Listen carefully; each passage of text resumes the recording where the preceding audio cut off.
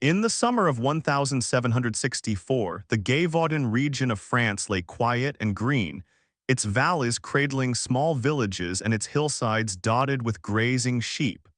Young Jean Boulet, a shepherdess, knew these lands intimately. Each morning she led her flock to the high pastures near Langogny, the air sweet with wildflowers, the only sound the distant bleating of her charges. It was a life of simple rhythm, deeply connected to the land. But on the last day of June, a stillness fell upon the hills that was not natural. The usual hum of insects seemed to vanish. A shiver traced Jean's spine, a feeling not of cold, but of something unseen watching. The forest's edge, usually a comforting backdrop, now felt like a gaping maw. Had a cloud passed over the sun, or was it a shadow of something else? When the villagers came searching later, they found only silence. Her flock scattered, a shepherd's crook lay abandoned on the grass. The air itself seemed to hold a breath it dared not release. It was not the usual sign of a stray wolf, no frantic struggle or widespread panic among the sheep. What could have happened so swiftly, so quietly? They found Jean's body near a cluster of old oak trees. The sight chilled them to the bone. Her wounds were unlike any they had seen from a wolf. The ferocity, the precision, seemed to defy what they knew of wild animals. The attacks centered on the throat and face, almost surgically precise. It left them with a haunting question. What kind of creature could do this? Old man Pierre, the village elder, knelt beside the grim discovery, his eyes scanning the disturbed earth. There were no clear tracks, no definitive signs of a common predator. "This is no ordinary wolf," he murmured, his voice barely a whisper. The words hung heavy in the air, a chilling premonition. Was this a new kind of terror emerging from the ancient forests? News of Jean Boulet's death spread like a cold mist through the quiet hamlets of Gévaudan. Whispers began, hushed and fearful, of a creature of immense size, more powerful than any known wolf. Some spoke of its strange reddish fur, others of its unusual intelligence. Could such a thing truly exist, or was fear twisting their perceptions? Young Antoine, another shepherd, felt the fear deep in his bones. He remembered the old stories his grandmother told, tales of beasts that walked between worlds. Now, as he watched his own flock under the watchful stars, every rustle in the undergrowth seemed to hold a hidden threat. Would his staff be enough if the whispers were true? The men of the village, bewildered but resolute, formed hunting parties. They were seasoned woodsmen, familiar with the forests and its dangers, but this was different. Armed with muskets and pitchforks, they ventured into the shadowed depths, determined to find the beast responsible. Their usual confidence was replaced by an unsettling silence. What awaited them in the quiet woods? The forests of Gévaudan stretched for miles, a labyrinth of ancient trees and hidden ravines. As the hunters moved deeper, the silence grew oppressive. No birds sang, no squirrels chattered. It was as if the forest itself held its breath, waiting. Was the creature watching them, unseen from the depths of the shadows? Days turned into weeks, and the hunting parties returned empty-handed. No clear tracks, no lair discovered, no glimpse of the elusive predator. It was as if the creature simply vanished into thin air, leaving no trace. Their efforts, though brave, felt futile. How could something so deadly leave so little evidence? Then came the news of another attack and another, striking at isolated farmers and children. The terror escalated. Each new victim bore the same chilling marks, the same unsettling precision of wounds. The pattern was undeniable, yet incomprehensible. How could one animal be so relentlessly efficient, so seemingly unstoppable? One young boy miraculously survived an encounter. He spoke of a creature larger than any wolf, with fur the color of rust and eyes that gleamed with unnatural intelligence. He described its incredible speed and strength, how it moved with a chilling purpose. But would you have believed him, a frightened child, describing something so fantastical? Father Jean, the village priest, listened to the confessions of his terrified flock. He heard the conflicting descriptions, the desperate pleas for divine intervention. He consulted old texts searching for any mention of such a beast in local folklore or historical accounts, but nothing seemed to fit this terrifying reality. What ancient evil had awakened? Antoine redoubled his vigilance. He sharpened his staff, walked the perimeter of his pastures, his senses on high alert. He began to carry a small, worn crucifix, a desperate comfort against an enemy that felt increasingly unholy. The nights were no longer peaceful, they were a vigil against an unseen terror. Could he truly protect his flock? The villagers set traps, cunningly designed to ensnare even the wiliest wolf. But the beast seemed to anticipate their every move. Traps were found sprung, untouched, or simply ignored. It exhibited a cunning far beyond any known animal, a chilling intelligence that mocked their efforts. How could an animal be so clever, so aware of human intentions? As the attacks continued, a chilling pattern began to emerge.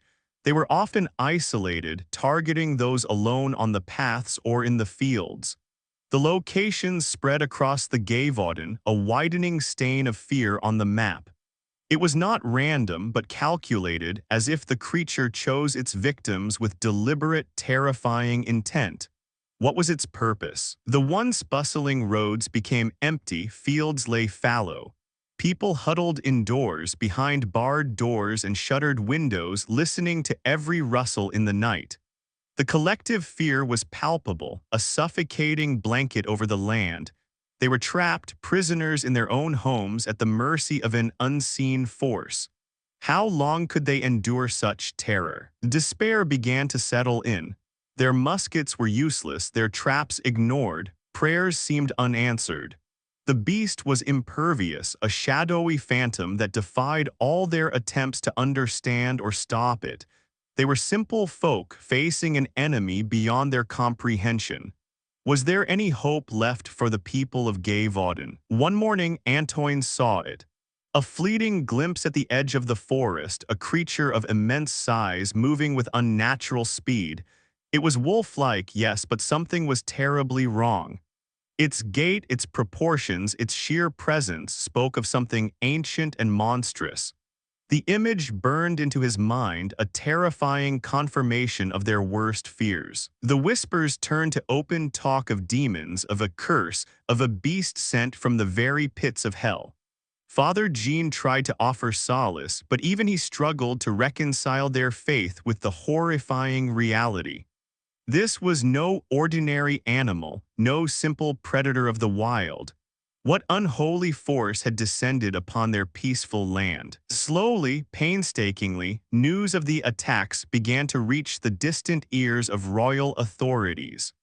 Reports of a ferocious beast committing unprecedented ravages trickled into Versailles. But how could they truly grasp the terror felt by those on the ground, so far from the gilded halls of power? Would they believe the whispers? As summer gave way to autumn, the attacks continued, relentless and inexplicable. The people of Gévaudan lived under a constant shadow, their lives forever changed by the unseen terror. Each night, a few candles flickered in the windows, small beacons against the vast, encroaching darkness. Was there any light left to pierce this gloom? The descriptions of the beast grew more detailed, more chilling. Some claimed it had stripes, others a mane or even cloven hooves. Each account added another layer to the enigma, making it harder to classify, harder to hunt. Was it truly a single creature or something even more bewildering? What truth lay hidden in these conflicting tales? Antoine often stood by his window at night, gazing at the moonlit landscape that had become a hunting ground. He pondered the nature of the beast. Was it a wolf transformed by some dark magic? A creature from ancient myth awakened, or something entirely new, a predator unlike any the world had ever known? The questions haunted his waking hours. The summer of 1764 ended, but the terror in Gévaudan did not. The beast, whatever it truly was, continued its chilling work, leaving a trail of death and unanswered questions. The land itself seemed to hold its breath waiting. And as the nights grew longer, a chilling thought settled over the quiet valleys. What did the coming winter hold for the people of Gévaudan and for the relentless enigma that hunted them? As summer's warmth faded, the Gévaudan valleys began to feel the chill of autumn 1764. Yet the cold was not the only thing settling over the land. The attacks, far from ceasing, seemed to intensify with the deepening gloom. Antoine, the young shepherd, felt the fear in his bones each morning as he led his sheep to pasture, his eyes constantly scanning the tree line. The creature, whatever it was, moved with a horrifying precision, striking isolated individuals, leaving behind a trail of grief and unanswered questions. The air itself seemed to hold a silent dread. The local hunters, once confident woodsmen, found their skills useless against this elusive foe. Their efforts, brave as they were, yielded nothing but exhaustion and despair. No tracks remained, no lair was found, and the forest, usually so familiar, now felt like a vast, indifferent maze. How could a creature of such size vanish so completely, leaving no trace for even the most seasoned trackers? Another villager, then another, fell victim. Each new attack brought with it the same chilling marks, swift, brutal, and focused on the head or throat. The pattern was undeniable yet incomprehensible. It was not the random hunger of a common predator. It was something far more deliberate, far more terrifying. What kind of hunger drove this beast? Panic began to spread like a fever through the isolated hamlets. The once bustling paths lay empty, fields went untended, and the laughter of children was replaced by hushed whispers and fearful glances. People huddled indoors, behind barred doors and shuttered windows, listening to every rustle in the night. They were trapped, prisoners in their own homes, at the mercy of an unseen force. Could this terror truly continue indefinitely? Tales began to emerge from the few who had miraculously survived close encounters. They spoke of a creature that seemed to shrug off blows, its hide impervious to the sharpest pitchfork. One farmer, bruised and terrified, described striking the beast with an axe, only for it to recoil briefly before lunging again, seemingly unfazed. It defied all known understanding of animal resilience. Another account came from a hunter who claimed to have fired his musket at the creature from close range. The shot, he swore, hit its mark. Yet the beast, instead of falling, merely paused, looked directly at him with unnerving intelligence, and then vanished into the undergrowth with impossible speed. Why did their conventional weapons seem to fail so utterly against it? These stories, whispered from hearth to hearth, fed a growing belief in the creature's unnatural resilience. It wasn't just powerful, it seemed invulnerable. The beast's skin, described by some as like hardened leather, by others as shimmering with an unearthly sheen, seemed to repel their best efforts. What kind of hide could turn aside a musket ball? The hunters, once proud of their marksmanship, now spoke of their bullets simply bouncing off, or of the creature moving with such speed that it seemed to disappear before their eyes. This was not the behavior of a wolf, no matter how large or fierce. It was something else entirely, something that mocked their understanding of the natural world. How could they hunt a foe they could not wound? The roads between villages, once bustling with travelers and merchants, grew silent and overgrown. Fear kept people isolated, further empowering the elusive beast. Each failed attempt to stop it only deepened the mystery and the collective dread. The villagers were at a loss, their traditional knowledge and tools proving useless. Would hope ever return to Gévaudan? Amidst the widespread panic, a quiet local named Jean Chastel began to observe. Jean was an unassuming man, often seen alone with his dogs and known for his deep, almost instinctual connection to the land. Unlike the other hunters who sought direct confrontation, Jean watched from the shadows, seeking patterns in the beast's terrifying dance. He noticed the creature's unusual evasiveness, how it seemed to avoid well-trodden paths, preferring hidden ravines and dense thickets. It moved not like a desperate animal, but with a calculated cunning, almost as if it anticipated human movements. Jean spent hours tracking, not for the beast itself, but for the subtle signs of its intelligence. While others preyed or hunted in desperate groups, Jean Chastel studied. He paid attention to the sudden silences in the forest, the unusual scattering of specific animal droppings, the way the wind carried certain scents. He was building a picture not of a brute beast, but of a clever and elusive adversary. What quiet knowledge was he gathering that others overlooked? Jean's method was patience. He would sit for hours, unmoving, observing the subtle shifts in the forest's rhythm. He noticed that the beast often appeared after a period of unusual quiet, as if it commanded the very air around it. This was a different kind of hunting, one reliant on understanding, not just force. What did his silent vigil reveal about the creature's true nature? He pondered the beast's apparent immunity to common weapons, its uncanny speed, and its preference for the most vulnerable victims. It was as if it understood human fear, using it as a weapon. Jean began to suspect that this was not merely an animal, but a creature with an intelligence far beyond anything he had ever encountered in the wild. A chilling thought indeed. As the traditional methods failed, the villagers turned to older explanations. Whispers of the supernatural grew louder. Was it a demon sent to punish their sins, a shapeshifter able to appear and disappear at will, or perhaps a sorcerer's pet controlled by dark magic from the hidden corners of the forest? Why do you think such stories began to take root so quickly, despite their seeming impossibility? Father Jean, the village priest, found his sermons turning from solace to desperate prayers for deliverance. He heard confessions filled not just with fear, but with vivid descriptions of unholy encounters, of eyes that glowed in the dark, and of a creature that seemed to mock the very concept of God's grace. Even he struggled to reconcile their faith with the horrifying reality unfolding before them. Old wives' tales, once dismissed as mere folklore, gained new, terrifying life. People spoke of werewolves, of creatures from ancient Celtic myths, or even of a beast cursed by a vengeful witch. Each new attack, each failure to capture or kill it, only strengthened these beliefs. The beast was no longer just a large wolf.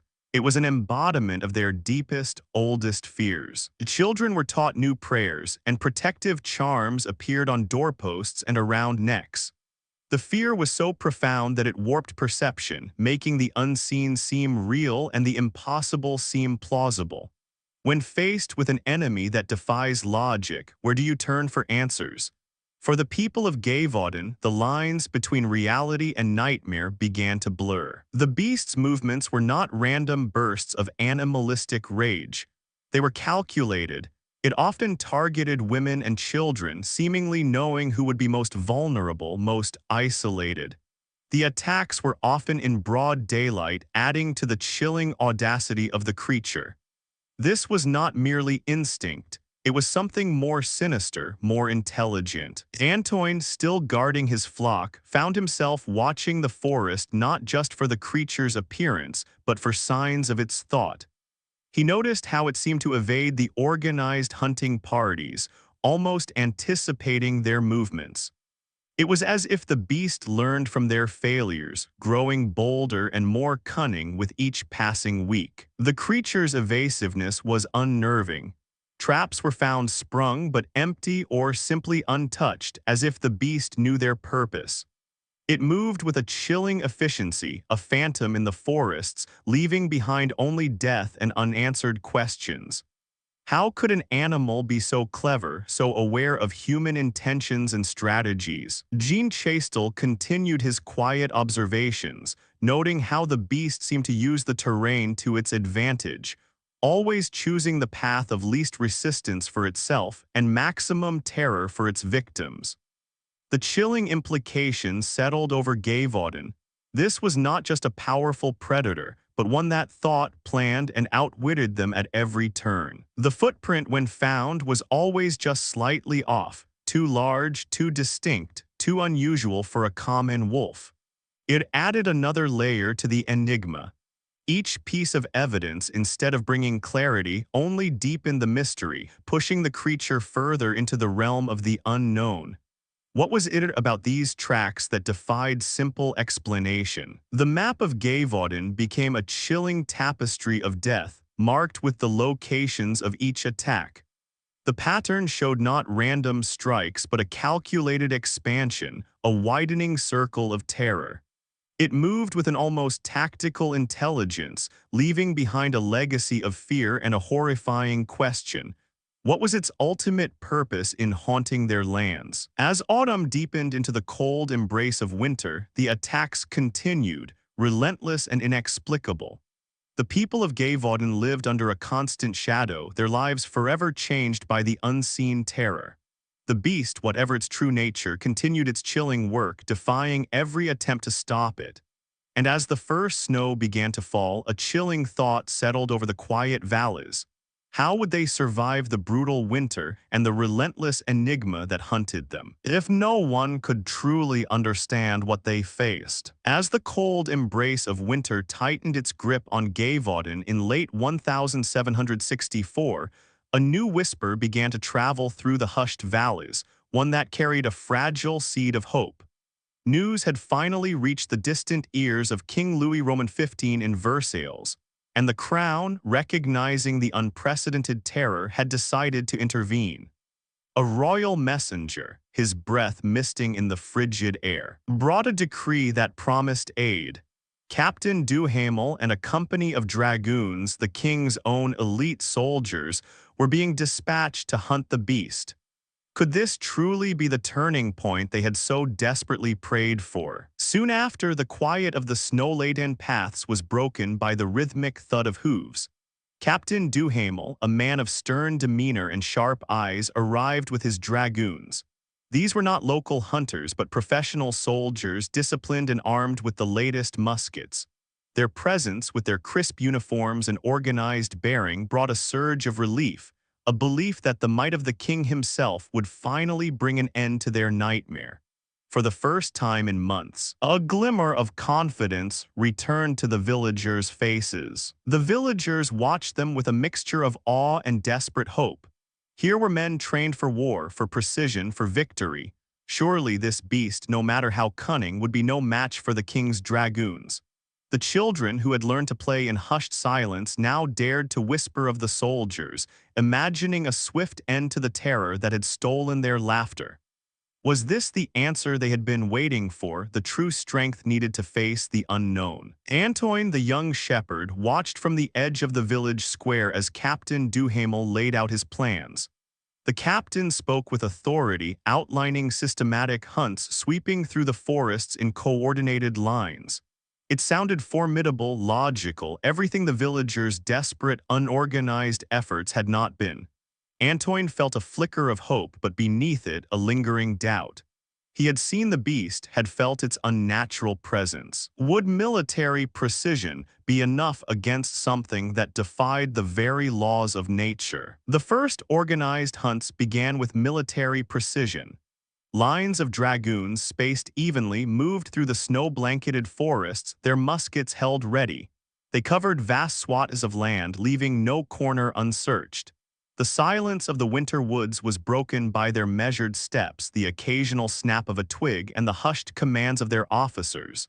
This was hunting on a scale Gévaudan had never seen. Surely such an organized force would corner the elusive creature. Captain Duhamel meticulously mapped out the hunting zones, dividing the Gévaudan into sectors, each to be systematically scoured. He used his military training to plan ambushes in known attack areas, setting traps with a cunning born of tactical experience. The scale of their effort was immense, a testament to the king's commitment. They were leaving nothing to chance, no stone unturned, no hidden ravine unexplored. How could any creature, even one as elusive as the beast, escape such a thorough dragnet? Yet despite the dragoons' formidable presence and meticulous efforts, the attacks did not cease. A shepherdess alone on a remote path was found days after the royal hunt had swept through that very area. Then a young boy venturing too far from his home. The beast continued its chilling work, striking with the same brutal efficiency, seemingly undeterred by the increased human activity. It was as if it mocked their efforts, a phantom predator moving through their very midst. Antoine felt the initial flicker of hope begin to dim, replaced by a familiar chill of dread. He had seen the dragoons strong and determined, but he had also seen the beast's chilling efficacy. He heard the hushed whispers of new victims, felt the renewed fear in the village. If the king's own soldiers, with their superior training and weapons, could not stop it, what hope was left for them? The question hung heavy in the cold, still air of Gévaudan. The beast seemed to possess an uncanny ability to disappear into the vast, snowy landscape. Dragoons would report a sighting, give chase, only for the creature to vanish as if into thin air. No tracks, no broken branches, no disturbed snow marked its escape. It was a ghost in the winter woods, leaving only the chilling silence in its wake. How could such a large animal move so swiftly and silently, leaving absolutely no trace behind? Jean Chastel, the quiet local, continued his silent observations. He watched the dragoons, their disciplined formations, their systematic searches. He noted their frustration as they returned empty-handed day after day. Their methods were logical, precise, but they lacked the intuitive understanding of the land, the subtle cues that Jean had spent a lifetime learning. He saw their futility, a growing conviction settling within him that force alone would never be enough to capture this particular adversary. Jean spent hours tracking, not just for the beast, but for the patterns of the dragoon's movements and the beast's reactions to them. He noted how the creature seemed to avoid the most heavily patrolled areas, how it struck immediately after a large hunt had moved on. His quiet mind pieced together a chilling picture. This was not a creature of instinct alone, but one that learned, adapted, and outwitted its pursuers. What hidden knowledge was he acquiring that the royal hunters, with all their training, could not grasp? Amidst the ongoing terror, conflicting descriptions of the beast continued to emerge from traumatized survivors and witnesses. One farmer swore it had dark, striped fur like a tiger, but with a wolf's head. Another described it as red-brown with a broad chest and a strange, pointed snout. A third spoke of a creature with cloven hooves and a bushy tail, unlike any wolf. These varied accounts only deepened the mystery, making it incredibly difficult to identify what they were truly hunting. Captain Duhamel listened patiently to each new description, trying to find common threads, but the variations were bewildering. How could one creature be so many things at once? Were fear and trauma distorting their perceptions, or was the beast truly changing its appearance? The lack of a consistent description hampered their efforts, making it impossible to truly understand the nature of their foe. How do you hunt something when no one can agree on what it looks like? As winter deepened, heavy snow blanketed the Gévaudan, transforming the familiar landscape into a silent, frozen world. The cold bit to the bone, making every movement an effort. The once clear streams were now frozen ribbons and the paths were obscured by drifts. This new, harsh environment added another layer of difficulty to the already impossible hunt.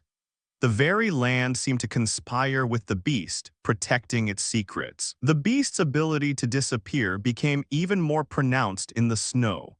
Dragoons would follow fresh tracks for a short distance, only for them to abruptly vanish as if the creature had simply lifted into the air. The pristine snow, which should have offered clear evidence, instead amplified the enigma.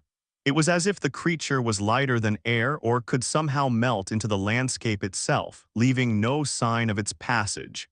How could such a large animal vanish so completely, leaving no trace? Antoine often stood by his window, gazing at the endless expanse of snow, his heart heavy. The initial hope brought by the dragoons was fading. The beast was still out there, as elusive and deadly as ever. He wondered if anyone truly understood what they were up against. The royal hunters, with their grand strategies, seemed to be fighting a ghost, while the villagers continued to fall victim to a very real, very terrifying presence. Was royal intervention truly making a difference, or just delaying the inevitable? Captain Duhamel, a man accustomed to order and predictable enemies, found himself increasingly bewildered. His reports back to Versailles were becoming less confident, more filled with unanswered questions. He had faced cunning foes in battle, but this creature defied all logic, all military strategy. The beast was not simply avoiding them, it was outsmarting them, learning their patterns and striking where they least expected.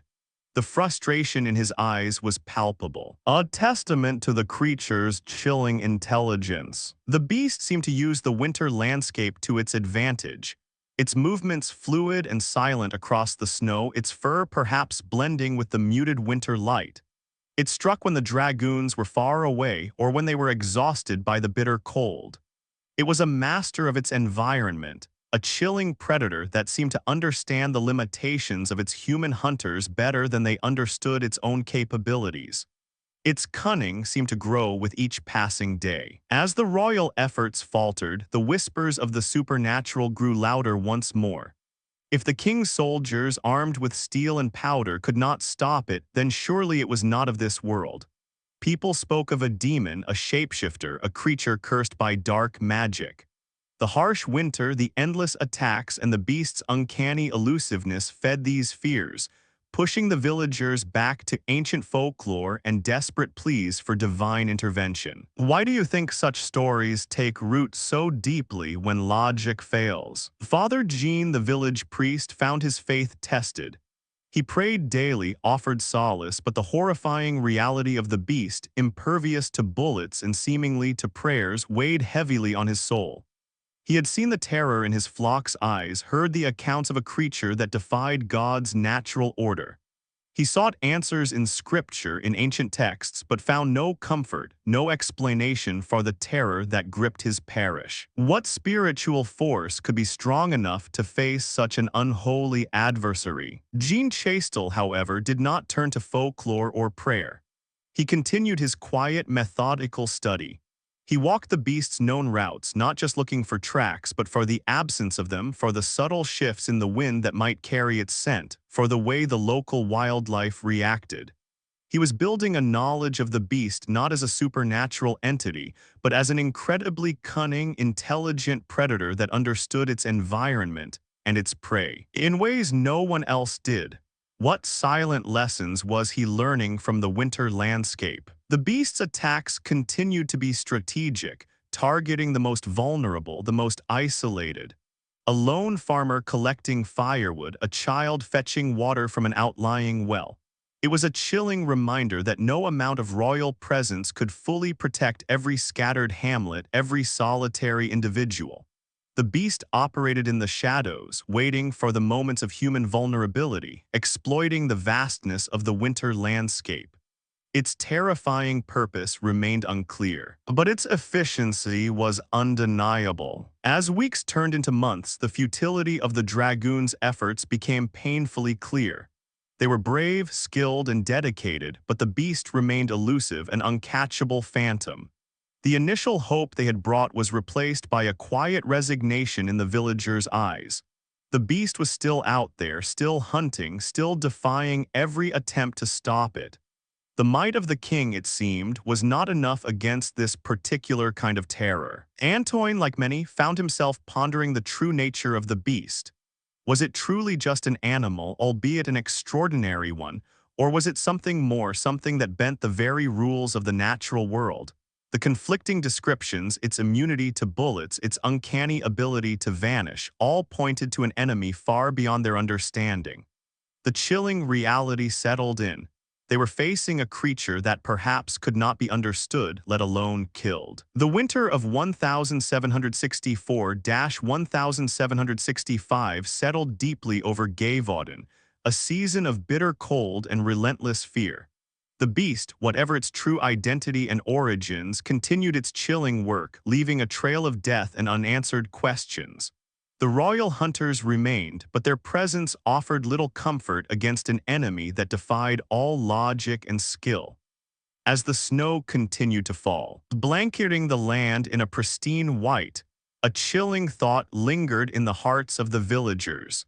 How long could this endure, and what new, desperate measures would be needed to face a foe that seemed truly invincible. As the bitter grip of winter finally loosened its hold on Gévaudan in the spring of 1765, a fragile hope emerged with the melting snow. The villagers, weary from months of confinement and fear, cautiously stepped out, believing perhaps the cold had driven the beast away. But the thaw, instead of bringing peace, brought a renewed wave of terror, washing over the land like a cold, cruel tide. The beast, it seemed, had merely been waiting for the opportune moment to strike again. What new horrors would the spring unveil? The attacks intensified with disturbing regularity. No longer confined to the deepest winter, the creature now struck with chilling frequency, claiming more lives as people ventured out to tend their fields or guide their flocks. The brief respite of winter had been a cruel illusion.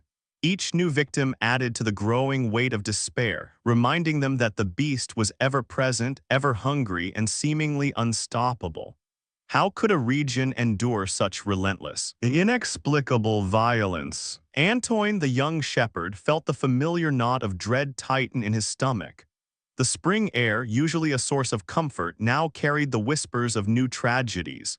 He watched his flock with renewed vigilance, his eyes constantly scanning the blossoming hedges and budding trees, knowing that the beast could emerge from anywhere at any time. The simple rhythms of his life were now a constant vigil against an unseen, terrifying enemy. Could he truly protect those under his care? Detailed, gruesome accounts from survivors and those who found the victims began to circulate. The attacks bore a chilling consistency, distinguishing them from ordinary wolf depredations. The beast seemed to specifically target the head and throat, often leaving the faces of its victims horribly mutilated.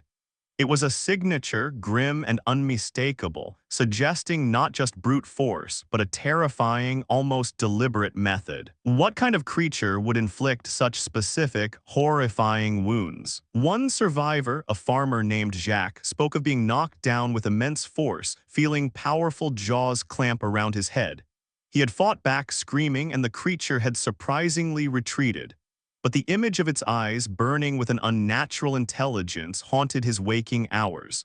His face bore the deep scars, a terrifying testament to the beast's preferred method. It was a chilling reminder that this was no ordinary predator, driven purely by hunger. Many victims were found with their faces disfigured beyond recognition, a detail that struck terror into the hearts of the villagers. It was as if the beast sought not just to kill, but to erase, to leave a mark of pure, unholy destruction. Father Jean struggled to offer solace, his words of comfort often lost in the rising tide of fear. This was a horror that defied simple explanation, a terror that seemed to mock their faith. What unholy purpose lay behind such gruesome acts? The psychological toll on the community reached new heights. Fear permeated daily life, turning mundane activities into perilous risks. Fetching water from the well, gathering firewood, or simply walking to a neighbor's house became fraught with danger. People huddled indoors, venturing out only when absolutely necessary, their lives shrinking under the shadow of the beast. How long could a community endure such constant, suffocating dread? Normal activities, once taken for granted, were now steeped in apprehension. Children were kept indoors, their laughter replaced by hushed whispers. The fields, once bustling with activity, lay fallow in many places as no one dared to work them alone. The very fabric of village life began to unravel under the relentless pressure of fear. Could the beast truly starve them into submission, or simply terrify them into paralysis? Antoine, like many others, found his senses heightened. Every rustle in the leaves, every distant shadow seemed to hold a hidden threat. He had seen the fear in the eyes of his neighbors, felt the chill of it himself. The beast was not just a physical threat, it was a psychological one, eroding their courage, their hope, and their very sense of security. What happens to a community when fear becomes its constant companion? Villagers who had seen the beast at close range offered chilling descriptions. Many noted its unusual size, far larger than any wolf they had ever encountered. Some spoke of its reddish fur, a color not typically seen in the wolves of the region.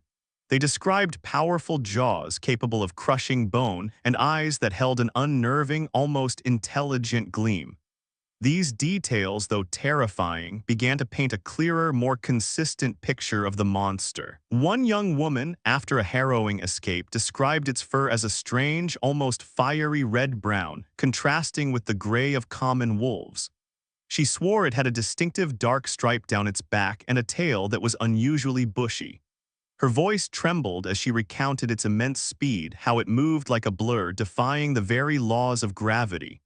But would you have believed her, a terrified survivor, describing something so extraordinary? Yet despite these emerging consistencies, the descriptions still varied wildly in other aspects. Some insisted on a mane, others on cloven hooves, some even on a human-like hand. It was as if the trauma and fear distorted their memories, or perhaps the beast possessed an uncanny ability to appear different to different eyes. The lack of a definitive, universally agreed-upon description continued to hamper the hunters. How do you hunt a creature that seems to defy a singular identity? Captain Duhamel, despite his military training and logical mind, found himself increasingly perplexed by these conflicting accounts.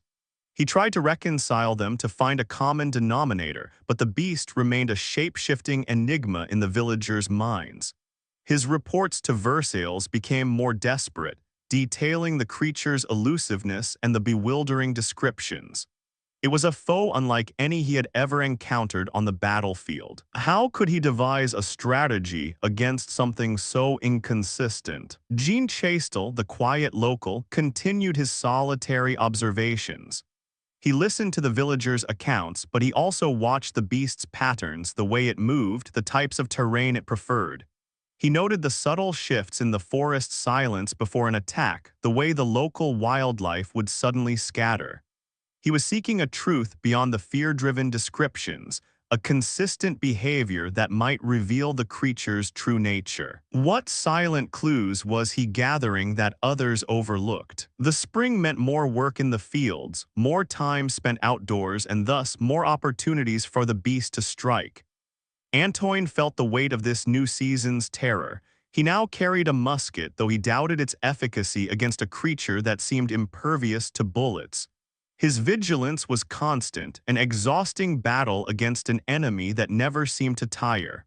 Would his strength or his hope eventually give out? The reports of the beast's resistance to conventional weapons persisted. Hunters swore their musket balls simply bounced off its hide, or that it moved with such speed that it seemed to outrun the shot itself. This uncanny invulnerability deepened the mystery, pushing the creature further into the realm of the unnatural. If bullets could not stop it, what earthly force could possibly bring it down? Was it truly an animal or something more, something that defied the very laws of nature? The royal hunters, despite their renewed efforts in the spring, found themselves just as frustrated as they had been in winter. The beast continued to elude their carefully planned sweeps, their ambushes, and their tracking attempts. Their military precision, so effective against human enemies, seemed useless against this phantom predator. Their initial confidence had been replaced by a quiet, gnawing despair. How could such a formidable force be so utterly ineffective? Father Jean, hearing the renewed tales of horror, struggled to maintain the morale of his flock. He offered prayers, but even his own faith was tested by the sheer, relentless brutality of the attacks. This was not merely the work of a wild animal. It felt like a malevolent force, designed to inflict maximum terror and despair. What spiritual solace could he offer against an enemy that seemed to mock both human effort and divine intervention? The map of Gévaudan, marked with the growing number of attack locations, became a chilling tapestry of death. The pattern showed not random strikes but a calculated expansion, a widening circle of terror that spread with the arrival of spring. It moved with an almost tactical intelligence, leaving behind a legacy of fear and a horrifying question. What was its ultimate purpose in haunting their lands, and why did it seem to be growing bolder? Antoine often sat by his fire at night, pondering the beast's true nature. Was it a wolf, merely an unusually large and cunning one, Or was it something more, something that bent the very rules of the natural world as the villagers whispered?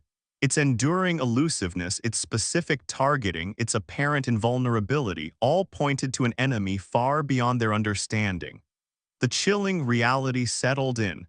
They were facing a creature that perhaps could not be understood, let alone killed. The funerals became more frequent, each one a stark reminder of their vulnerability. The grief was palpable, but beneath it a growing question simmered. What sustained such a relentless reign of terror? What creature, animal or otherwise, could maintain such a high level of activity, such consistent brutality for so many months without pause? It defied all known logic of the wild. What do you think sustained such an unending series of attacks? Jean Chastel continued to study the beast's movements, focusing on the subtle signs of its passage or the lack thereof. He noticed how it seemed to anticipate the dragoon's movements, how it struck immediately after a large hunt had moved on, almost as if it were observing them. His quiet mind pieced together a chilling picture. This was not a brute beast, but a clever and elusive adversary learning from their failures. What silent, a cunning lessons was the beast teaching its pursuers? Captain Duhamel, a man of action and strategy, found himself in uncharted territory. His reports back to Versailles grew increasingly desperate, filled with admissions of the beast's uncanny ability to outwit them. The king's might, it seemed, was not enough against this particular kind of terror. The spring, instead of bringing victory, only amplified the mystery and the chilling reality of their collective failure. How much longer could the crown continue to fund such a futile endeavor? The beast's grim signature was now undeniable. The targeted wounds, the mutilated faces, the relentless frequency. It was a pattern of terror that defied explanation, a creature that seemed to exist beyond the bounds of natural understanding. The spring, with its renewed life, only brought renewed death, a stark contrast that deepened the horror. What was this creature truly? A mutated wolf, an unknown cryptid, or something else entirely, something born of nightmare and legend? As spring deepened into the warmer months of 1765, the beast of Gévaudan continued its chilling work, leaving a trail of gruesome deaths and unanswered questions. The royal hunters remained, but their presence offered little comfort against an enemy that defied all logic and skill. The collective fear grew, a suffocating blanket over the land. And as the days grew longer, a chilling thought lingered in the hearts of the villagers. What new? Desperate measures would be needed to face a foe that seemed truly invincible. And what would happen when the king's patience finally ran out? As the spring of 1765 brought little relief to Gévaudan, the king's patience in Versailles began to wear thin. The ongoing reports of the beast's relentless attacks, despite the dragoon's efforts, demanded a more decisive royal intervention. A new messenger arrived, not with more soldiers, but with news of a specific individual, a renowned hunter, dispatched directly by King Louis Roman XV himself. Could this new arrival truly shift the tide? In June of 1765, the figure of François-Antoine de Beautern, King Louis Roman XV personal gun-bearer, stepped into the troubled heart of Gévaudan. He was a man of considerable reputation, known for his skill and his direct connection to the royal court. His arrival brought with it a fresh wave of hope, a belief that true royal authority, combined with expert hunting prowess, would finally put an end to their nightmare. Was this the answer they had so desperately awaited? Antoine, the young shepherd, watched Beautern with a mixture of awe and cautious optimism. This was not Captain Duhamel, but a man of higher standing, with a direct mandate from the king. Beautern moved with an air of quiet confidence, inspecting weapons, interviewing witnesses, and planning his hunts with a methodical precision that promised results. Perhaps this was the decisive action they needed, but could even a royal hunter truly understand the beast's elusive nature? Beautern quickly organized massive hunts, far larger and more systematic than anything seen before. He brought not just professional hunters, but also engaged hundreds of local beaters, sweeping through vast swaths of forest. His approach was scientific, meticulous, leaving no corner unsearched, no thicket unexplored. The forest, once a place of lurking terror, now echoed with the shouts of men and the baying of dogs. Surely, such an overwhelming force would corner the creature. Buturn focused his efforts on the Forest of Chases, a vast and ancient woodland known for its dense undergrowth and hidden ravines. He was convinced the beast had a lair there, a place of refuge from which it launched its terrifying attacks. Days turned into weeks of relentless pursuit, a grueling test of endurance for both the hunters and the elusive creature. The tension in the air was palpable, a quiet anticipation of the confrontation to come. Then on September 20, 1765, after months of relentless hunting, Buturn's efforts culminated in a dramatic success.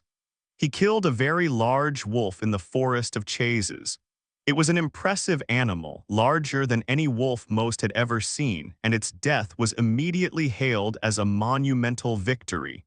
Could this truly be the end of their torment, the beast they had so feared? News of the kill spread like wildfire through Gévaudan. Relief, profound and overwhelming, washed over the terrorized region. The animal was declared officially to be the beast of Gévaudan. Celebrations erupted in every village, a joyous outpouring of gratitude and release from months of suffocating fear. People wept, they cheered, they embraced, believing the nightmare was finally over. But would you have truly believed them after so many disappointments? The carcass was paraded through the villages, a tangible symbol of their deliverance. It was then sent to Versailles, a triumphant gift for King Louis Roman XV, proof that his royal intervention had succeeded. The court declared the beast dead, and for a brief, precious period, the people of Gévaudan dared to breathe freely, to open their doors, and to let their children play outside once more. The long shadow seemed to lift, replaced by a fragile, tentative peace. Antoine, like everyone else, felt the immense weight lift from his shoulders. He watched his flock graze with less fear. The forest no longer seemed to hold quite the same menace. Life slowly, tentatively, began to return to a semblance of normalcy. The sounds of children playing, the hum of daily work replaced the hushed whispers of terror. It was a fragile peace, but a peace nonetheless. Was it too good to be true? Yet even amidst the widespread relief, a quiet unease lingered for some. Jean Chastel, the observant local, continued his solitary walks, his eyes scanning the familiar woods. He had seen the beast, had studied its patterns, and something about the official pronouncement didn't quite settle in his quiet mind. He sensed a subtle disharmony, a faint whisper of doubt that refused to be silenced.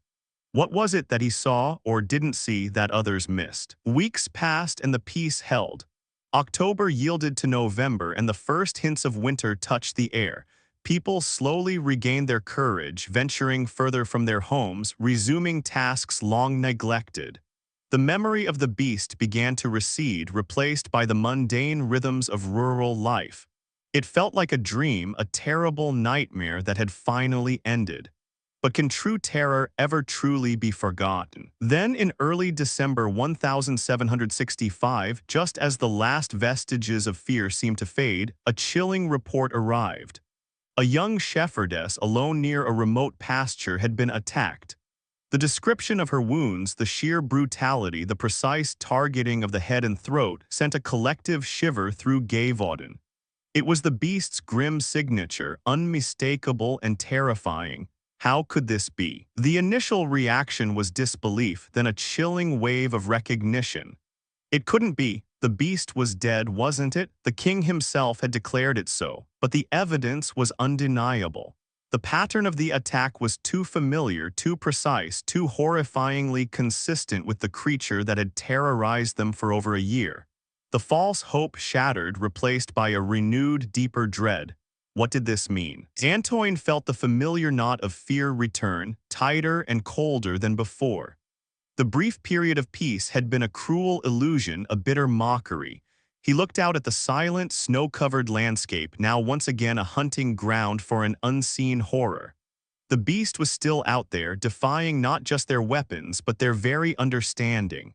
What kind of creature could survive such a concentrated hunt only to return? New accounts of the beast's uncanny resilience began to surface once more. Hunters swore their musket balls seemed to glance off, or that the creature moved with impossible speed, vanishing before their eyes. It was as if the creature had learned from its brief absence, returning even bolder, even more impervious. How could they fight a foe that seemed to shrug off their best efforts? Jean Chastel, his quiet observations confirmed, now watched with a grim understanding. He examined the new tracks, the subtle signs left behind, and saw the same cunning, the same intelligence. The beast that had been killed was merely a large wolf, perhaps, but not the true terror. The real creature was still at large, and it seemed to mock their efforts, their celebrations, their very hope. What was the subtle difference in these new tracks? Captain Duhamel, still present in Gévaudan, received the new reports with a heavy heart. His previous efforts and Butern's triumphant kill now seemed utterly futile. The beast had returned, and its renewed attacks deepened the mystery, undermining any faith in the official explanations. How could they have been so wrong, so terribly mistaken? The collective fear that had briefly receded now returned with a vengeance more potent than before. The villagers felt betrayed, their brief period of peace a cruel trick. Despair settled over Gévaudan like a shroud, heavier than any winter snow. If the king's most skilled hunter couldn't stop it, who could? What hope was left for them? Father Jean found his sermons once again turning to desperate pleas for divine intervention. The beast was not merely a threat to life, but to faith itself. Its return after such a grand declaration of its demise felt like a malicious taunt, a confirmation that they were dealing with something truly unholy, something beyond human comprehension or earthly power.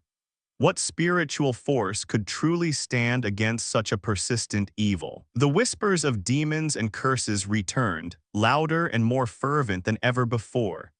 The beast, whatever it truly was, seemed impervious to lead to traps and now even to the pronouncements of the king. It was a chilling reality. They were facing a creature that perhaps could not be understood, let alone killed by conventional means. The lines between natural and supernatural blurred once more. Antoine felt a profound sense of exhaustion, a weariness that went beyond physical labor. The beast was a relentless enigma, a shadow that clung to Gévaudan, refusing to be banished. He watched Jean Chastel, the quiet local, still pursuing his own silent vigil, still searching for answers in the tracks and the silence. Perhaps the true understanding lay not in brute force, but in a different kind of observation. The map of Gévaudan once again became a chilling tapestry of death, marked with fresh, undeniable points of attack. The pattern showed a calculated expansion, a widening circle of terror that seemed to mock all human efforts. The beast was bolder, more cunning, as if energized by its brief, unchallenged absence. What was its ultimate purpose in haunting their lands with such relentless fury? The chilling realization settled upon Gévaudan. The nightmare was far from over. The creature they had killed was not the true beast, and the real one was still at large, a phantom predator that defied all attempts at capture. It was a foe unlike any they had known, a creature seemingly impervious to bullets and traps, exhibiting cunning and ferocity beyond any known animal. They were hunting something truly unprecedented. Their weapons, their strategies, even the king's authority seemed to crumble before this unyielding terror. The beast was not just a powerful animal, it was an embodiment of the unknown, a force that challenged their understanding of the natural world. How could they fight an enemy that seemed to learn to adapt, to mock their very attempts at control? The question hung heavy in the cold winter air. As winter tightened its grip on Gévaudan once more, the beast continued its chilling work, leaving behind a legacy of terror and unanswered questions about its true identity and origins. The people of Gévaudan faced a renewed, deeper dread, knowing that the monster was still out there, defying all logic and skill. And as the nights grew longer, a chilling thought lingered in the hearts of the villagers. What new, desperate measures would be needed to face a foe that seemed truly invincible? And how much longer could they endure such an unending nightmare? As autumn of 1765 settled over Gévaudan, The king's personal gun-bearer, Antoine de Buton, departed, convinced his mission was complete.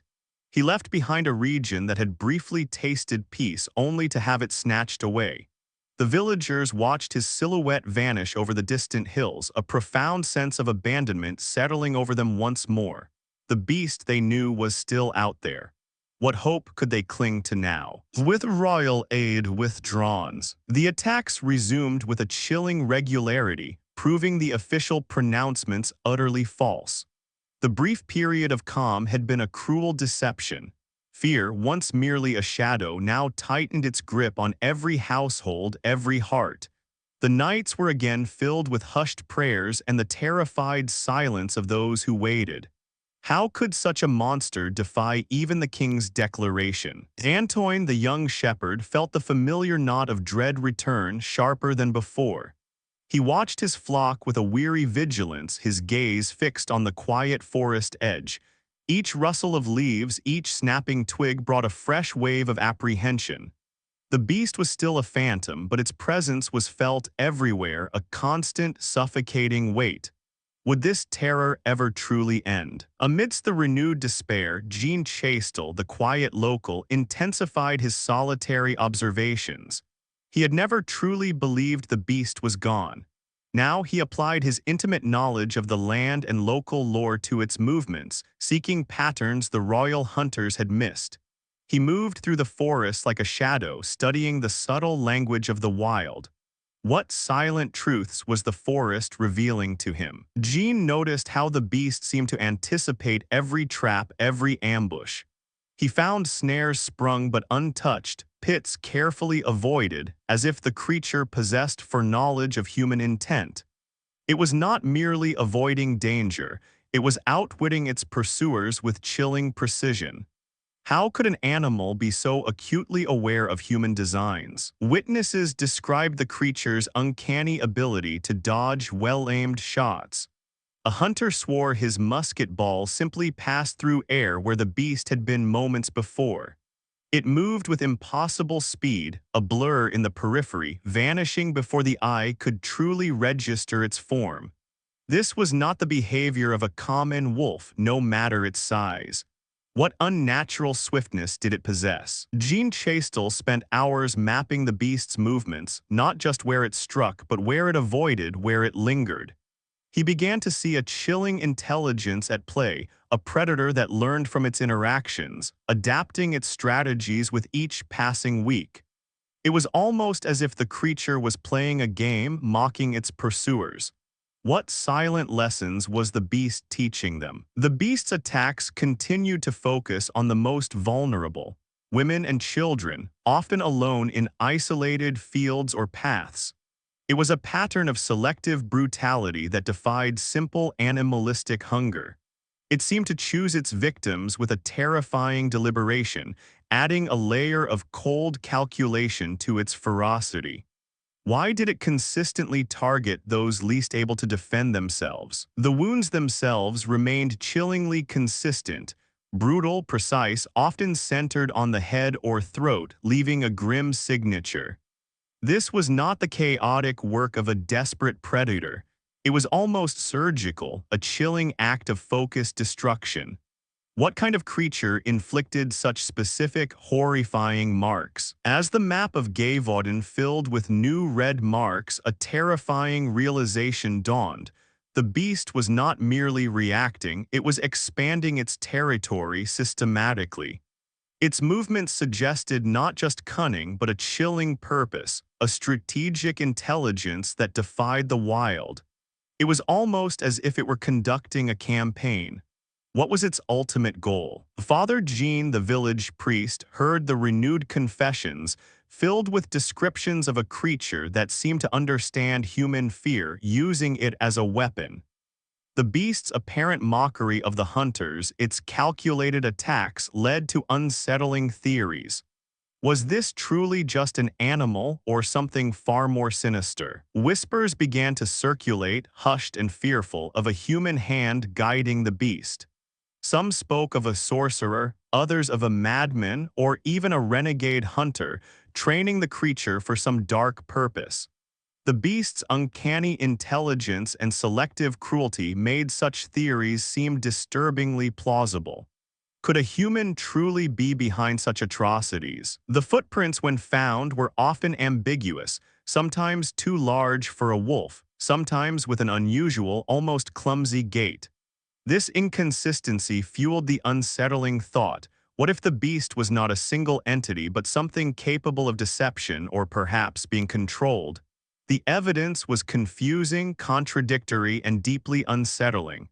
What did these strange tracks truly reveal? Others spoke of something else entirely, something ancient and malevolent. If a human was involved, what power did they wield to command such a terrifying creature? The beast's apparent invulnerability and its almost supernatural cunning suggested a force beyond mere training. What chilling alliance could bring forth such a terror? Jean Chastel, though grounded in the natural world, could not ignore these unsettling possibilities. He pondered the beast's intelligence, its almost human-like cunning. Was it merely an extraordinary animal, or was there something else at play, something that blurred the lines between the wild and the truly unnatural? His quiet mind wrestled with the deepening mystery. As the mystery deepened, the line between animal and folklore began to blur. Old tales of shapeshifters, of cursed creatures, of forest demons resurfaced with terrifying relevance. For many, logic had failed, and only ancient stories offered a framework for understanding this relentless terror. Could the true nature of the beast be more complex than mere biology? Children, once playing innocent games, now drew terrifying images of the beast, their imaginations fueled by the pervasive fear and the unsettling stories. The creature became a living legend, a dark entity woven into the fabric of their lives, more monster than animal. Was it just collective fear shaping perception, or was something truly changing the beast in their minds? Antoine, like many others, found himself questioning everything he knew about the natural world. The beast defied all categories, all explanations.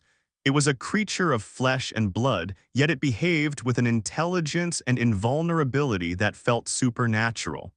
The very air of Gévaudan seemed to hum with this unsettling contradiction. What was this beast, truly? Through 1766 and into 1767, the organized hunts continued, but the creature remained elusive, a phantom in the forests of Gévaudan. Royal hunters, now weary and demoralized, found their efforts as futile as ever. The beast's intelligence and ability to adapt to their strategies were frequently noted, a chilling testament to its cunning. How could they defeat an enemy that seemed to learn from their every move? The prolonged period of dread stretched on, month after month, year after year. Autumn yielded to winter, winter to spring, yet the terror remained a constant companion. The people of Gévaudan endured, but their spirit was worn thin, their hope a fragile ember against the relentless cold. How much longer could a community live under such an unending shadow? Jean Chastel, increasingly convinced of the creature's extraordinary nature, began to apply not just his knowledge of the land, but also elements of local lore and deeply held beliefs. He sought a different kind of understanding, a different kind of weapon, one that might counter a foe that seemed to defy the natural order. What new approach was he contemplating? The beast had solidified its legend, becoming more than just an animal. It was an entity, a force of nature, or perhaps something darker. Its relentless attacks, its cunning, its imperviousness, all cemented its place in the terrified imaginations of the people. Gévaudan was no longer just a region. It was a stage for an unfolding, horrifying enigma. What would it take to finally bring this nightmare to an end? The map of Gévaudan remained a chilling tapestry of death, each mark a testament to the beast's enduring presence. The horror was no longer localized. It was a pervasive, inescapable reality. Every path, every field, every isolated hamlet held the potential for unspeakable terror. Was there any corner of Gévaudan safe from its reach? Antoine felt the weight of the years of terror pressing down on him. The beast had become a part of their lives, a constant, chilling presence. They had tried everything, royal hunters, military might, cunning traps, yet it remained an unyielding enigma. He wondered if they would ever truly understand what they were up against. What secrets did the beast still hold? As the harsh spring of 1767 gave way to the promise of summer, a quiet determination began to stir in the hearts of a few. The beast had shown its true nature not as a mere predator, but as a cunning, elusive force. Perhaps a new path, one guided by profound understanding and a deeper connection to the land, was the only way to unmask the monster that haunted Gévaudan, and to finally bring its reign of terror to an end. What quiet revelation might soon emerge from the shadows? As the spring of 1767 warmed Gévaudan, a quiet resolve settled over Jean Chastel. He had watched the beast, studied its habits, and felt a deep, almost instinctual understanding of its movements. He knew that brute force and royal decrees had failed. A different kind of hunt was needed, one rooted in the old ways, in patience and a profound connection to the land. What subtle knowledge had he gathered that others had missed? On June 19, 1767, Jean Chastel prepared for his fateful hunt. He loaded his musket not with common lead, but as whispers would later claim, with a silver bullet blessed by a local priest. It was a merging of faith and folk wisdom, a desperate measure against a foe that defied ordinary means. He carried a sense of purpose, a calm certainty that this day would be different. Did he truly believe in the bullet's power, or in his own quiet convictions? He ventured deep into the forest of Ténézire, a place where the beast had often struck. The air was still, unnaturally so, as if the forest itself held its breath. Jean moved with the quiet grace of a seasoned woodsman, his senses alive to every subtle shift, every rustle. He was not pursuing, he was waiting, a hunter who understood the rhythm of the wild and the peculiar silence that preceded the beast. Then from the deep shadows it appeared, not a sudden charge, but a slow, deliberate emergence. The creature was immense, larger than any wolf, its reddish fur standing out against the green. Its eyes, those chilling eyes, fixed on Jean with an unnerving intelligence. It paused, almost as if acknowledging its adversary. What thoughts, do you think, passed between man and beast in that silent moment? Jean raised his musket slowly, his aim steady. There was no hesitation, no fear, only a quiet determination. The shot echoed through the silent woods, a sharp crack that broke the long reign of terror. The creature, struck by the unexpected force, stumbled, its immense form collapsing to the earth. A profound silence descended once more, heavier than before, but now filled with something new, disbelief. For a long moment, Jean stood motionless, his musket still raised. The beast lay still. The silence that followed was unlike any before, a profound quiet that seemed to absorb the very air. It was over. The creature that had haunted Gévaudan for years, defying all attempts at capture, was finally brought down by a single quiet man.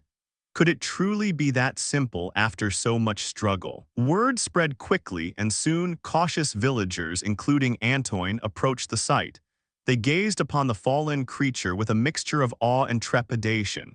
It was indeed immense, far larger than any wolf they had ever seen. Its proportions seemed almost unnatural, its build powerful and lean. The very sight of it confirmed the terrifying scale of what they had faced. What do you imagine they felt, seeing their tormentor finally still? Upon closer inspection, its physical characteristics were unsettling.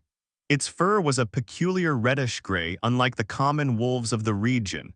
Its teeth seemed unusually large, almost disproportionate, and its jaw was exceptionally powerful. Some noted a strange, almost stiff quality to its hide and a peculiar scar near its eye. These anomalies only deepened the mystery of its true nature. Was this truly a wolf or something else entirely? News of the beast's demise swept through Gévaudan like a cleansing wind. A profound, overwhelming relief washed over the terrorized region. Celebrations, muted but deeply felt, erupted in every hamlet. People wept tears of gratitude, embracing neighbors, a quiet release from years of suffocating fear. The long shadow seemed to lift, replaced by a fragile, tentative peace. Could they truly believe it was over this time? The official pronouncement came quickly. The beast of Gévaudan was dead. The news traveled beyond the remote valleys, reaching the ears of the king in Versailles. For the first time in years, the people of Gévaudan dared to breathe freely, to open their doors, and to let their children play outside once more. The beast that had plagued them, the subject of so much terror and speculation, was no more, or was it? Antoine, the young shepherd, felt the immense weight lift from his shoulders. He watched his flock graze with a tranquility he hadn't known in years. The forest no longer seemed to hold quite the same menace. Yet a quiet unease lingered within him. He had seen the beast, heard the chilling accounts, and the official pronouncement, while welcome, didn't quite erase the memory of its unnatural cunning. Could such a profound terror truly vanish so completely? To confirm its demise and to prove the king's intervention a success, the beast's body was prepared for a long journey to Versailles. It was a macabre procession, the immense carcass carefully loaded onto a cart destined for the royal court. This journey was meant to be a final, triumphant display, a definitive end to the terrifying saga. But what challenges would such a journey present? The beast's body, though a symbol of victory, was still a heavy, cumbersome burden. It was wrapped in heavy canvas, secured with ropes, and positioned for the arduous journey across France. The men who handled it worked with a quiet reverence, a mixture of relief and lingering apprehension. They had faced a monster, and now they carried its silent form. What secrets did the wrapped body still hold? The journey to Versailles was long and arduous. Summer had arrived and the days were warm, the paths dusty. The cart moved slowly, steadily, a silent testament to the beast's size. Each passing mile took them further from the ravaged lands of Gévaudan and closer to the gilded halls of the king. But the warmth of the sun, though pleasant, would soon pose an unexpected problem. What unforeseen challenges lay ahead on this journey? As the days wore on, a subtle change began to manifest. Despite efforts to preserve it, the immense body of the creature began to deteriorate. The warm summer air, the jostling of the journey, all contributed to its rapid decay. A faint, unpleasant odor began to emanate from the cart, a quiet warning of nature's relentless course. What did this rapid decay signify for the beast's final examination? With each passing day, the decomposition accelerated. The once impressive carcass began to lose its form, its distinct features blurring. The very evidence that was meant to confirm its identity was rapidly diminishing, turning into a less identifiable mass. The journey itself seemed to conspire against a thorough examination. Why do you think the body deteriorated so quickly, defying all efforts to preserve it? Finally, the cart arrived at the grand gates of Versailles. But the sight that greeted the royal court was not the triumphant display they had anticipated. The beast's body was severely decomposed, barely recognizable as the creature that had terrorized Gévaudan. Its once distinct features were obscured, its unusual characteristics lost to the relentless march of decay. What was the king to make of this unceremonious arrival? The swift decomposition rendered any conclusive scientific study impossible. The unusual fur, the strange teeth, the peculiar build, all the anomalies that had fascinated and terrified Gévaudan were now indistinct. The very evidence that could have unmasked the creature's true nature had vanished, leaving only a decaying mass and unanswered questions. Was this rapid decay simply natural, or did it serve to hide something more profound? King Louis Roman XV received the reports. The beast was declared dead, its reign of terror officially over. Yet the lack of a clear, preserved specimen left a subtle void. A grand triumph had been reduced to a mere formality. The king accepted the news, but perhaps in the quiet corners of his mind a lingering question remained. Was this truly the beast, or had a desperate act merely concluded a chapter, leaving the ultimate truth obscured forever? Back in Gévaudan, a quiet debate began among those who had seen the beast up close. Jean Chastel, the man who had killed it, remained stoic, but others whispered. Had the creature truly been as unique as they remembered, the rapid decomposition of the body fueled speculation. Was it simply nature, or a convenient way for the authorities to close a case without fully understanding it? The questions lingered unsaid. The official narrative stated that the beast was a large, unusually aggressive wolf. But the villagers who had lived through the terror, who had seen its cunning and its strange characteristics, found it hard to reconcile. The beast had been more than a wolf, it had been an enigma. The map of Gévaudan, once a tapestry of death, was now quiet, but the shadows of uncertainty still clung to its valleys. What do you think truly happened to the body in transit? The beast's death brought an end to the attacks, but not to the questions. Its unusual size, its strange coloration, its uncanny intelligence, and the peculiar nature of its wounds remained etched in the memories of the survivors. The few clear footprints found were always just slightly off, too large, too distinct, too unusual for a common wolf. Each piece of evidence, instead of bringing clarity, only deepened the mystery. Antoine, now a man seasoned by years of terror, looked out over the peaceful Gévaudan valley. The fear had receded, but the mystery remained. Was the beast truly just an animal, albeit an extraordinary one, or was it something more, something that bent the very rules of the natural world, as the villagers had whispered? The chilling reality settled in. They had survived, but perhaps would never fully understand. The beast of Gévaudan became a legend, a chilling tale passed down through generations. Its true identity remained elusive, shrouded in conflicting descriptions and the convenient decay of its body. It was a creature that defied classification, a puzzle that hinted at secrets just beyond reach.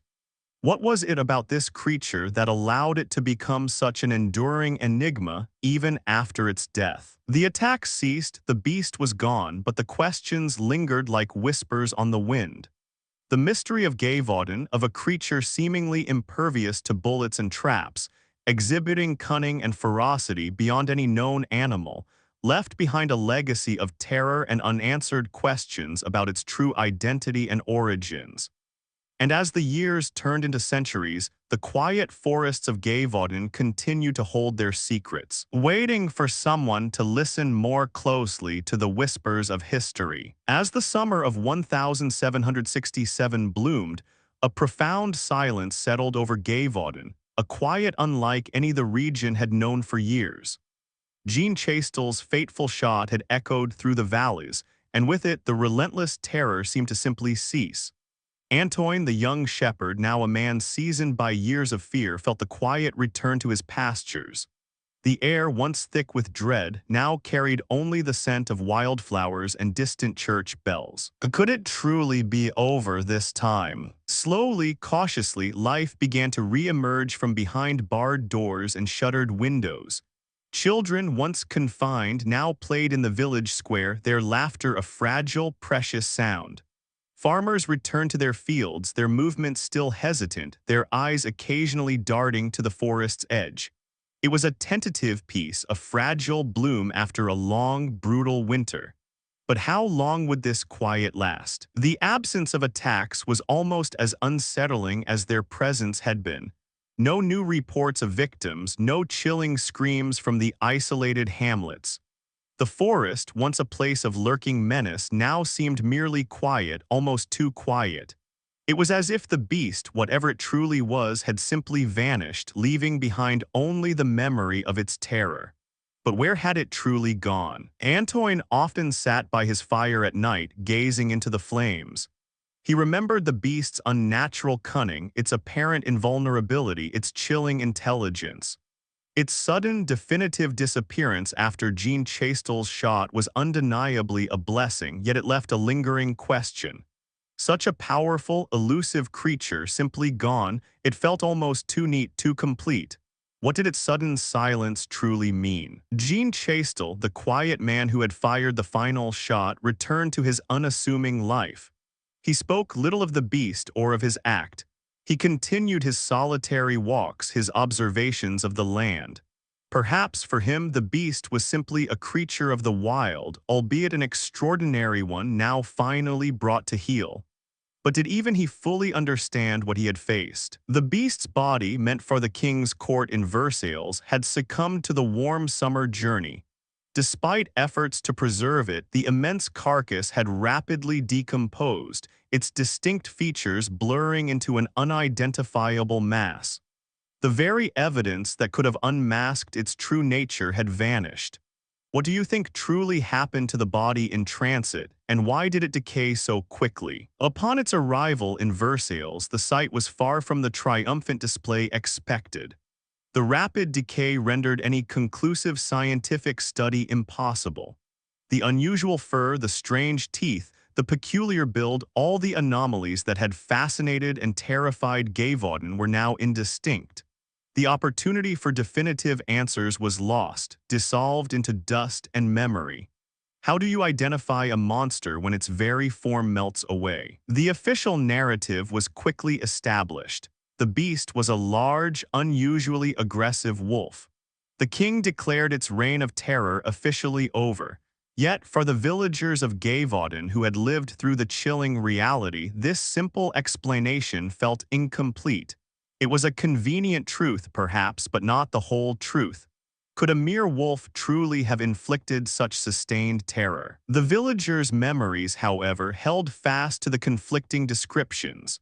Some remembered a creature with reddish fur and a dark stripe, others a bushy tail or eyes that gleamed with unnatural intelligence. These varied accounts lingered, fueling the legend, making it harder to classify the beast as merely a common animal. What truth lay hidden in these conflicting tales, whispered from hearth to hearth? And then there were the wounds. The chilling consistency of the attacks, often targeting the head and throat, leaving faces horribly mutilated. This grim signature defied the random hunger of a common predator. It suggested a terrifying, almost deliberate method. What kind of creature would inflict such specific, horrifying marks beyond simple necessity? Its uncanny cunning, its ability to anticipate traps to vanish before the eyes of skilled hunters, remained a profound mystery. It had outwitted royal dragoons and seasoned woodsmen alike, moving with a chilling intelligence that mocked their efforts. How could an animal be so clever, so aware of human intentions and strategies? The reports of its apparent invulnerability persisted. Hunters swore their musket balls simply bounced off its hide, or that it moved with such speed that it seemed to outrun the shot itself. If bullets could not stop it, what earthly force could possibly bring it down? Was it truly an animal, or something more, something that defied the very laws of nature? The beast of Gévaudan became a legend, a chilling tale passed down through generations. Its true identity remained elusive, shrouded in conflicting descriptions and the convenient decay of its body. It was a creature that defied classification, a puzzle that hinted at secrets just beyond reach. What was it about this creature that allowed it to become such an enduring enigma even after its death? Even centuries later, the whispers continue. New details are added, new theories proposed. The story shifts and evolves, a testament to its enduring power. It is a tale told in hushed tones, a mystery that refuses to be forgotten, clinging to the mist-shrouded valleys of Gévaudan. Why do you think some stories simply refuse to fade, even over generations? Today, historians and cryptozoologists still pore over the meager records, searching for answers. They examine the patterns of attack, the witness testimonies, the royal decrees. Each new discovery, each new interpretation only seems to deepen the mystery, adding another layer to the enigma. The beast remains a captivating puzzle, drawing curious minds across centuries. Some argue it was simply an unusually large, highly aggressive wolf, perhaps driven to aberrant behavior by hunger or disease. This theory posits that fear and trauma exaggerated its characteristics, turning a formidable predator into a mythical monster. Is it possible that the simplest explanation is sometimes the hardest to accept when faced with such terror? Others suggest a wolf-dog hybrid, a creature born of the wild and the domesticated, combining the ferocity of one with the cunning and familiarity of the other. Such a creature might explain its unusual size, its strange markings, and its apparent comfort near human settlements. Could a blend of natures create such a terrifying anomaly? Then there are the more exotic theories. Perhaps an escaped hyena or a large, unusual cat brought to France by a traveling nobleman. The descriptions of its stripes, its powerful jaws, and its unique gait could align with such possibilities, adding an unexpected twist to the tale. Could the beast have been an animal far from its native lands, lost and terrifying? And perhaps the most chilling theory of all, human involvement. The idea of a serial killer, a madman, or a renegade hunter training and directing the beast for some dark purpose. The creature's calculated attacks, its apparent mockery of the hunters, its selective cruelty, made such theories disturbingly plausible. Could a human mind truly orchestrate such widespread terror? Antoine, in his later years, would tell the tale to his grandchildren, his voice soft but firm. He would speak of the fear, the desperation, and the strange, unyielding nature of the beast. He would always end with the same quiet reflection: we survived, yes, but we never truly understood what hunted us. His words carried the weight of a mystery that refused to be solved. Father Jean, too, carried the weight of those years. He had seen faith tested, fear consume a community, and reason struggle against the inexplicable. He often pondered the nature of fear itself, how it could shape perceptions, turning a beast into a demon and a mystery into a legend. What lessons did the beast's terror teach them about themselves? The questions linger like the mist in the Gévaudan valleys. Why did it truly stop? What sustained such a relentless reign of terror? What was its ultimate purpose?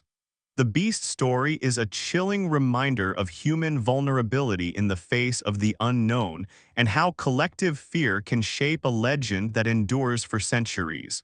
What dark secret truly stalked those valleys? As the mists still cling to the ancient forests of Gévaudan, we are left to ponder. The beast was a force that defied understanding, a creature that seemed to bend the very rules of the natural world. It challenged human reason, military might, and even faith, leaving behind a legacy of terror and unanswered questions about its true identity and origins. The quiet forests of Gévaudan continue to hold their secrets, whispering tales of a time when the unknown walked among them, a creature that was more than just an animal, more than just a legend. It was an enigma, a puzzle for the ages, and its story reminds us how fragile our understanding of the world can be. What lessons does its unexplained terror still whisper to us across the centuries? And so, as the moon climbs high over the silent valleys of Gévaudan, the beast remains a shadow in the mists of history, a chilling whisper from a time of terror. Its story is complete, yet its mystery endures, a quiet echo in the stillness of the night. Sleep well and perhaps listen closely to the whispers of history.